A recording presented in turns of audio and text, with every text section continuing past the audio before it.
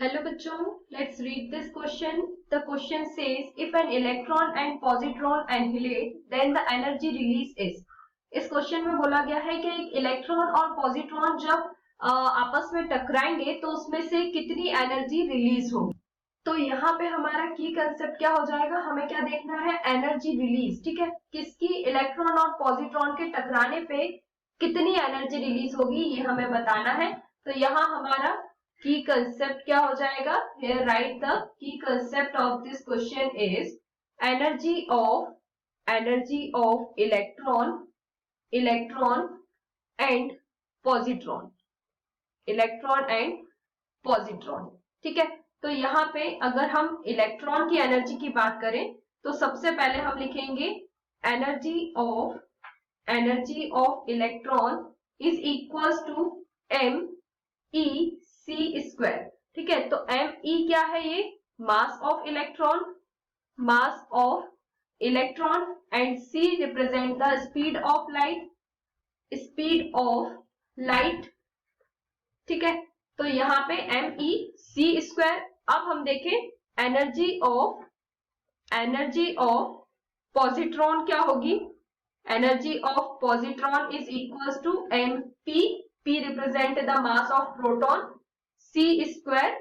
तो M E energy of electron is equals to energy of positron. तो यहाँ पे मास क्या हो जाएगा, mass of electron is equals to mass of positron, और c क्या है हमारी, स्पीड ऑफ लाइट। तो according to the conservation of energy,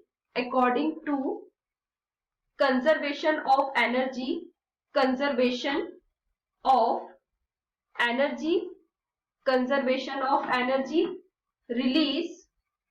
released क्या होगी, इक्वल्स टू 2me स्क्वायर। ठीक है, तो जब इलेक्ट्रॉन और पॉजिट्रॉन आपस में टकराएंगे तो उन दोनों का मास क्या हो जाएगा, ऐड हो जाएगा। तो क्या होगा हमारा m2 ट्वाइस हो जाएगा। ठीक है, डबल हो जाएगा, तो twice mass of electron speed of light. तो हम इसको क्या करेंगे, 2 इंटू मास ऑफ इलेक्ट्रॉन कितना होता है, mass of electron is equals to 9.1 into 10 to the power -31 kilo joule होता है। ठीक है, और स्पीड ऑफ लाइट क्या होती है, स्पीड ऑफ लाइट की वैल्यू होती है 3 into 10 to the power 8 metre पर सेकेंड।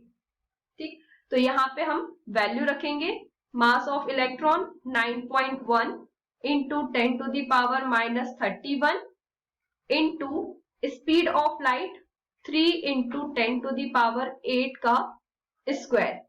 तो जब इसको हम कैलकुलेट करेंगे तो हमारी वैल्यू क्या आएगी, 1.6 into 10 to the power -13 joule.